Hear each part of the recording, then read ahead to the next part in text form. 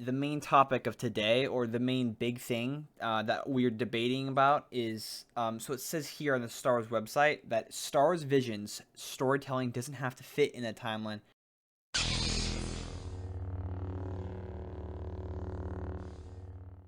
Oh man, okay. So Ian, you've seen Star Wars Visions, right? The trailer for it, right? Yeah, I did. What did you think? I thought it was amazing. I'm really excited for it. It's gonna be good. I love how there's a lot of new stuff in Star Wars, and you could say Mhm. Star Wars is back, and so are we to the Unlimited Yes. Power podcast. Thanks for joining me, Admiral Agbar, for this. Is it the third episode or fourth? Third, yeah, it's our third episode. Third sounds sick. And we've been getting more views than I thought we would. And we're having, it's really cool. I was expecting like 5 or 6, but we're getting like 20, 30. If you guys are speaking English and you listen, please leave a comment, because we actually would like to talk to you and have like a small community. We would love to answer questions and stuff and get people on the podcast and do live streams. If you want to like do that, we could like directly talk one-on-one just for fun with any of you guys. So just leave comments and questions, and we could maybe live stream once we have more people. So yeah. So you've read the title. We can get straight into that. Star Wars Visions released their new their whatchamacallit, New trailer. trailer. For the new project. Yep. The new Star Wars Visions trailer. Yeah, it's really good. If you haven't checked it out, I'll actually leave a link in the description. I know it sounds cringe, but it's really cool. I'm really excited for it. Definitely worth watching. I was like, it kind of reminds me when the Spider-Man game came out years ago, where they were talking about how it's all gonna, just how crazy it's gonna be and all these things. And it's just so exciting to see the new direction they're going, and all these new stories they'll open and all that. I just think it's going to be like really fun, because I love watching Avatar. It's always so fast paced. Avatar's not like real anime, but like it's going to be really cool. Like I've seen some like Naruto and Death Note, and those were good. But so the main topic of today, or the main big thing that we're debating about is so it says here on the Star Wars website that Star Wars Vision's storytelling doesn't have to fit in a timeline. I think this is on the website. It looks like the text, but in developing this series, Lucasfilm made a decision to let creators tell the stories they wanted to tell, whether they featured established or original characters, without a need to tie into the larger chronological. Wait, shoot. Let me read the rest of this. So we really wanted to give these creators a wide creative berth to explore all the imaginative, I can't even speak, potential of the Star Wars galaxy through the unique lens of anime. James Wow said. We realized we wanted these to be as authentic as possible to the studios and creators who are making them.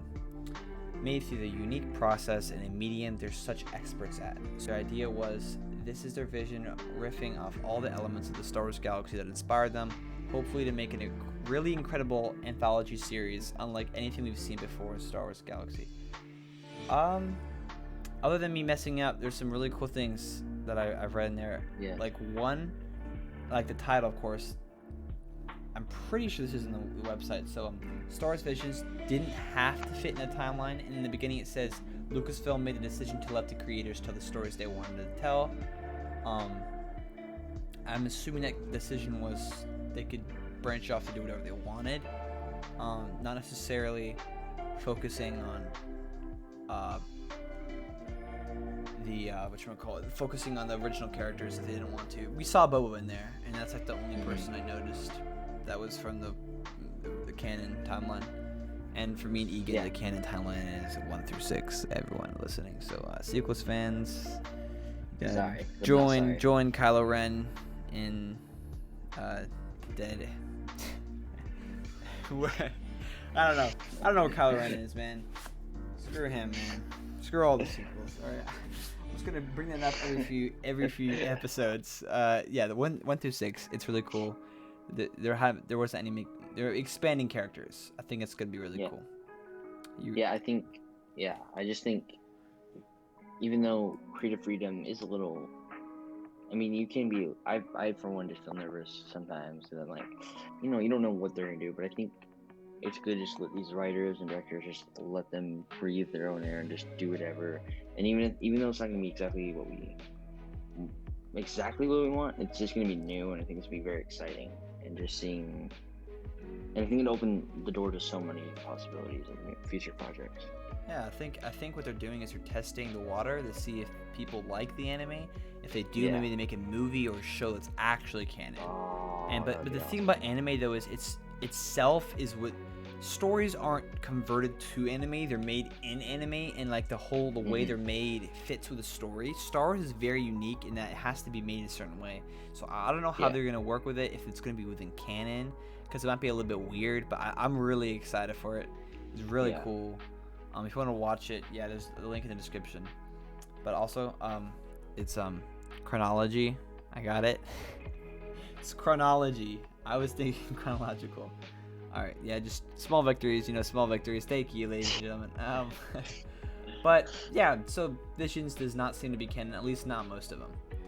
And that was we can continue on talking about how the Acolytes wants to begin filming in February of next year. Acolyte has me a little bit scared. Although there's something within this Reddit that actually talks about that excites me with the Acolyte. I'm really scared about it because I don't want any geodes. I don't want any rocks to be any main characters, please. Yes, they only did that in Marvel. It was the only time that it was done well.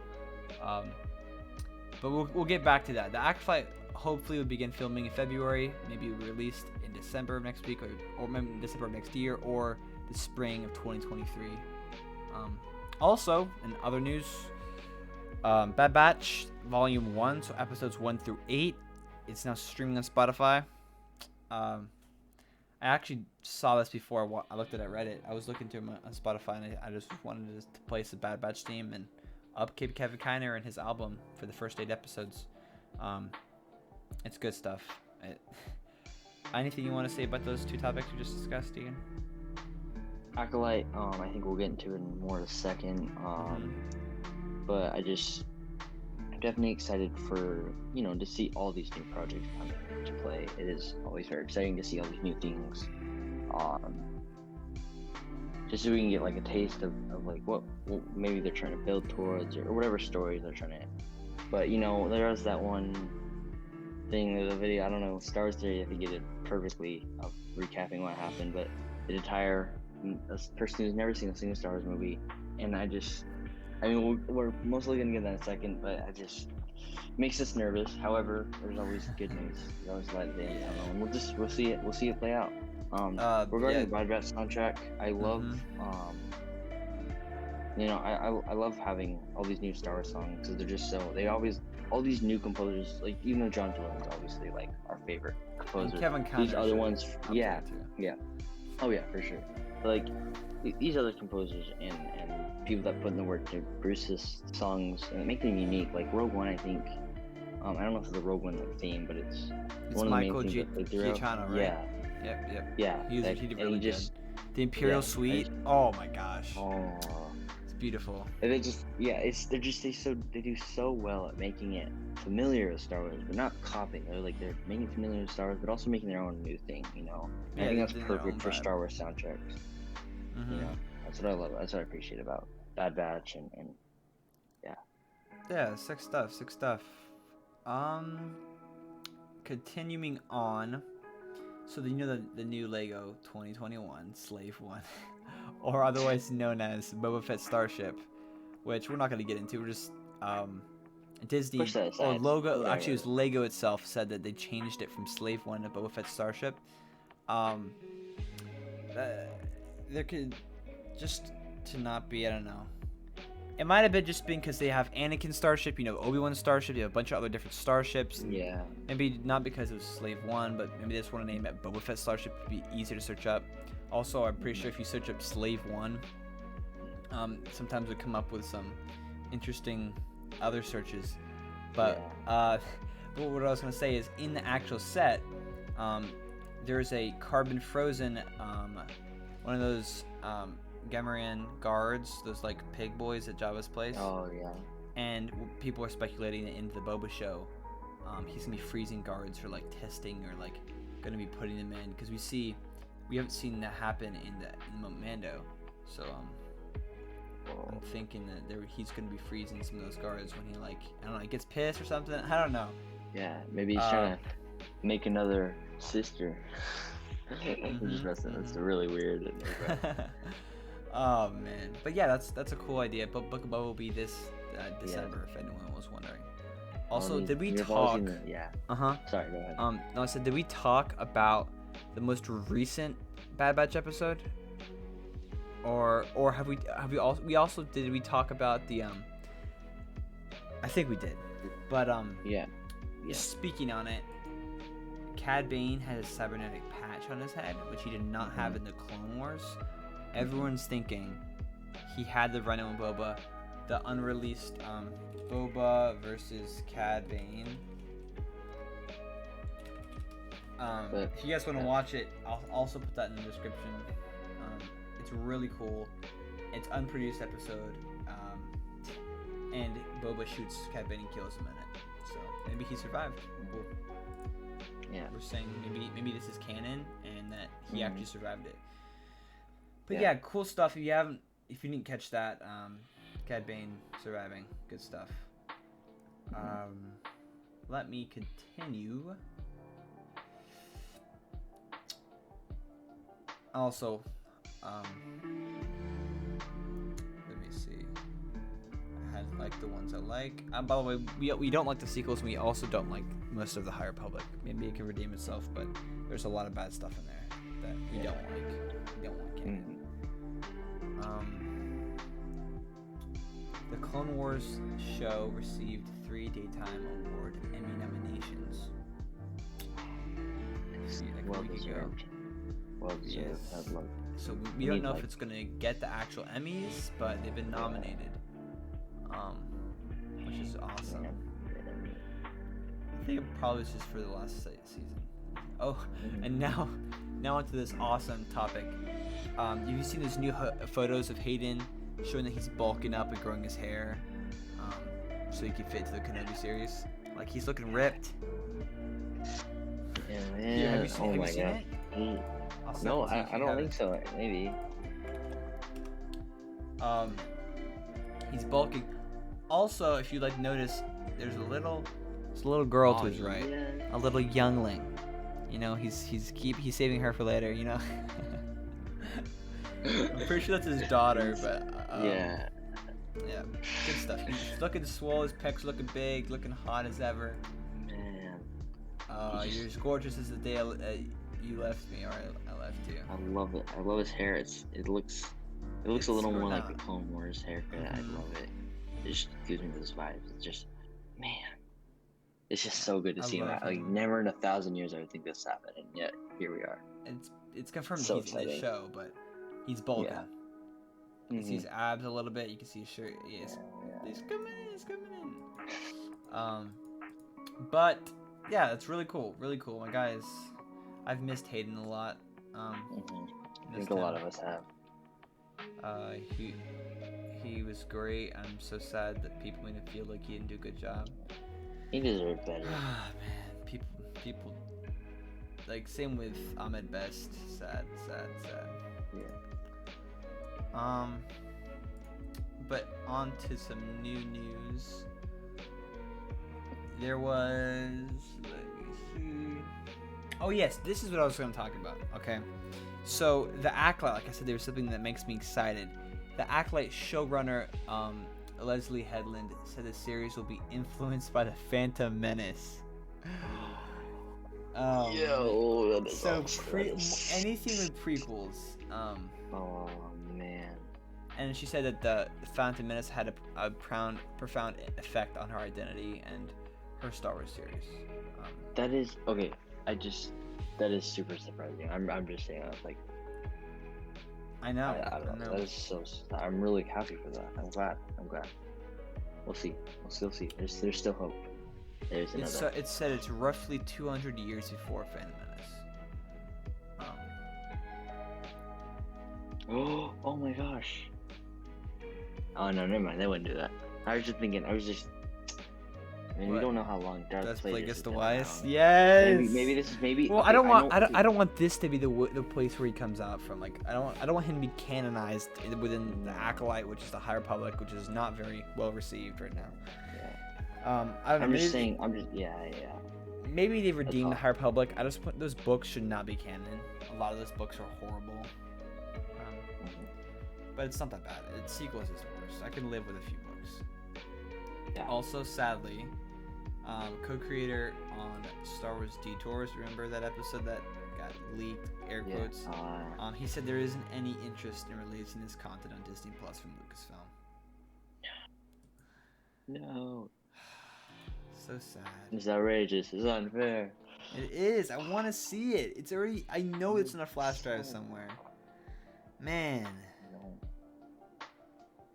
And there was 39 finished episodes. Just wasted potential. And I think a lot of us just would have enjoyed it. I wouldn't, but I'd want it. I know. I'm not gonna use it, but I'd love it. Oh man, it's just so weird. There'd be so many memes in it. So many. I know. Oh my gosh. The memes would be glorious. Oh man. Well, hopefully they change their mind eventually. I doubt it. Yeah, Harrison Ford is still hurt from the Indy 5.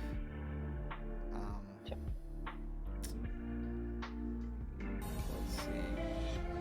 Oh, also there are these sneak peeks into each individual Visions episode. It came out yesterday. If you guys go want to check them out, I'm not gonna leave a link because it's on Reddit. You can find it. But the stunt double for I'm pretty sure it's Boba. This is totally new, guys. Just go and branch out. Said that the Book of Boba Fett will be much grittier than the Mandalorian, and he said the showrunner says Boba Fett as all killer, no filler. that gets me hyped. I want bloody, I want gritty, I want fighting, I want Boba Fett to go kill people. I don't want him to be the hero. You know, people be saying like on a podcast that Star Wars Theory Den of Nerds said that he'd be fine with being the hero. I would too, but I prefer him to be the villain he was in comics. Ruthless, murdering. Yeah, just kind of see like not only Boba, but like what we would have seen more of with Jango. Mm-hmm. I just wish we saw like, that's crazy. It's really good stuff. Really good stuff. It's a stunt double, so he probably had to do a lot of stuff. And to continue, we're almost to the top. Yeah, more sneak peeks.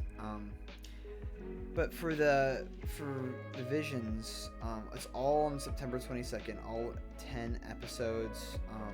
And there's gonna be 10. You can read it right here. There's 10 different companies. 10 different studios making. The episode names are The Duel, Lop, and Ocho. Okay, I'm definitely pronouncing that wrong.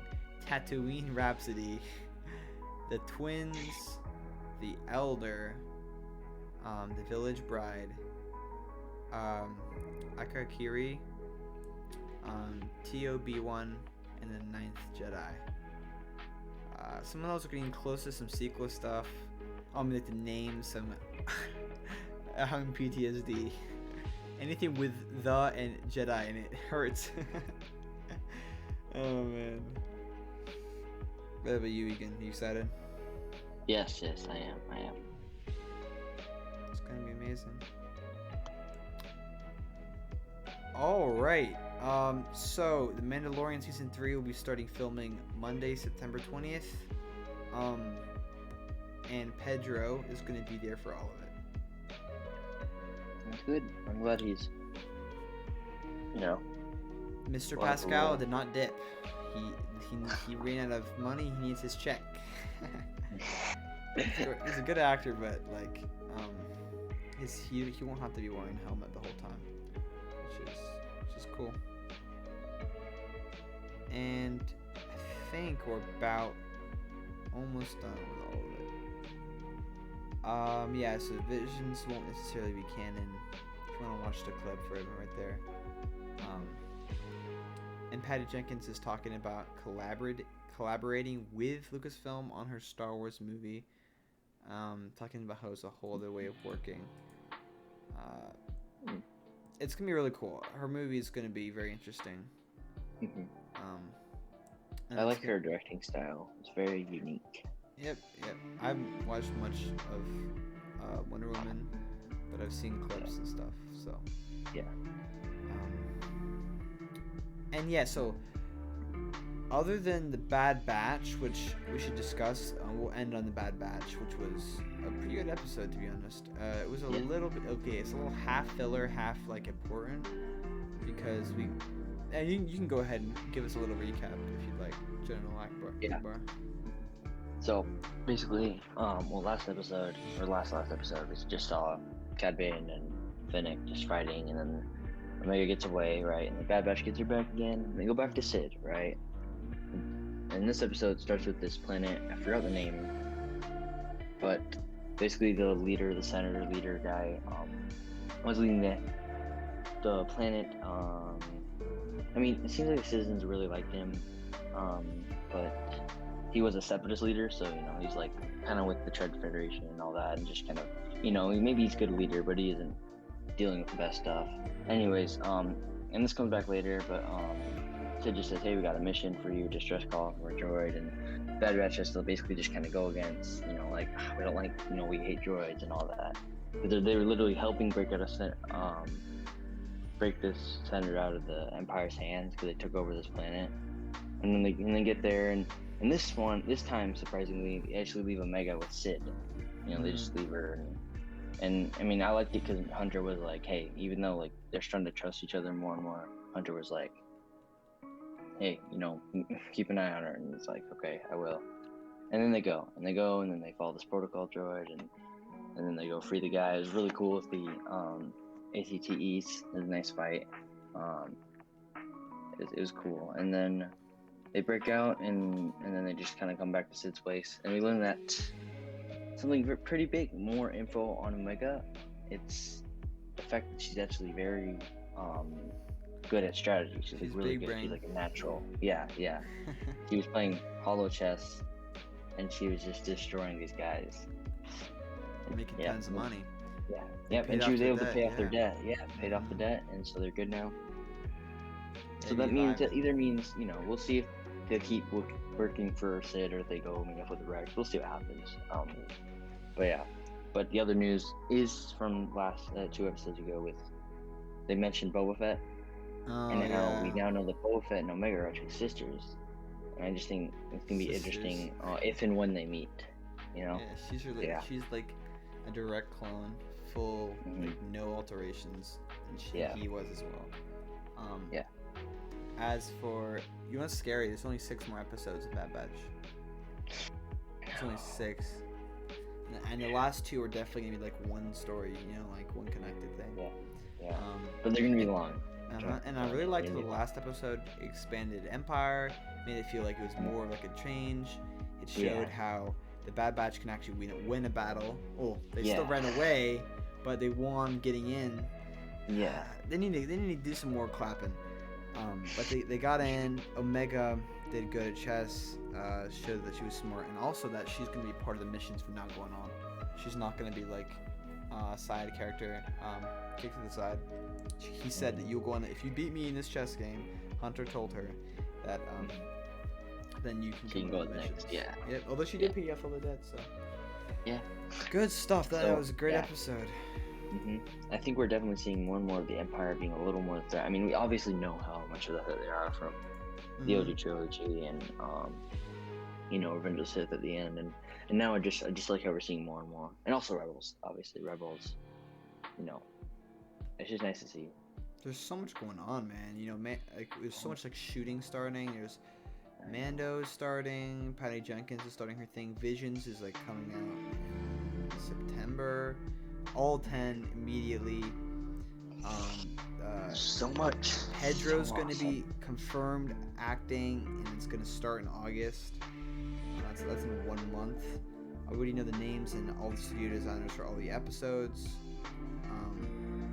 And we have sneak peeks for them.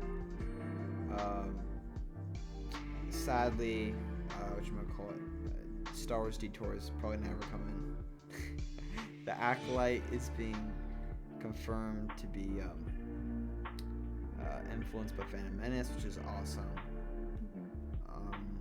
Hayden's bulking. That's all I need to know. Hayden's bulking. Backing him up, bro. My boy's getting the high ground on Obi-Wan, you know what I'm saying? Wait, hold up. Hayden and Ewan McGregor. So Hayden is... Look at his height. He'll be 6 even. Oh shoot! Ewan McGregor is 5'10". Yeah, no, he's not very tall. Well, that's actually good, pretty. That's a good height. Yeah, that's good because it's good. I mean, he's not as tall as Hayden, because it's good though. Because they don't have to do as much practice. They don't have to do as much specs. They look tall. What I'm saying is Hayden's got the high ground. Oh, that is why Obi-Wan lost in The New Hope. Yes. Alrighty. He like looked down and he's like, "Oh, he's gotten taller." Oh, and he's bulking. Man, I want to see Ewan bulk. Like, is any modern pictures of him? He's working on it. He's working on it. He's not too shabby. He's hobo now, right? He's gonna start turning into hobo. Tatooine hobo. Man, I love him, man. I love him so much. I'm straight, bruh. I'm straight. Oh man. Well, my boy Hayden is coming back strong, coming back just like we are, because we missed the last episode. We'll be doing it consistently. You can say nothing. Right. Ooh, Hayden's been working out a little bit. I know it's an older picture, but still. But yeah, we'll be back strong. Yeah, I saw a meme talking about how Hayden has the high ground. Thanks for joining. Yes, thank you. Admiral Egbar, give us a little something to end it off. Yep. Say thank you and all that kind of junk. Just make sure you subscribe and like it if you enjoyed it. Share it with any other Star Wars fans, obviously. If you have something to say on the comments, just leave it. Please leave a comment, because we would love to have full-on discussions with people. Like that's the whole point of this. I mean, we both love when Star Wars Theory loves to he loves to interact with fans, and we want to make sure we're like that, because I love when YouTubers are very interactive with their fans. They don't just ignore them. But they actually show their appreciation. And that's the problem with being such a big YouTuber like Star Wars Theory. He really can't you can't have discussions with everybody. If someone sends him $100, he probably gives him like a 10-second thank you, thanks for the money, and on to the next thing. We're gonna be literally reading every comment, and I'll heart every comment just for fun. Same with my boy Admiral. He also has been posting a lot of cool stuff about Marvel. Check that out. Watch him. Yeah.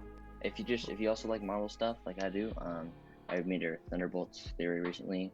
I think it, we'll see what happens with that. Just check it out. Yeah, check him out. If you want to listen to more of his sexy voice or my voice, you can subscribe. But yeah, we'd love to have a small community. Thanks for joining me.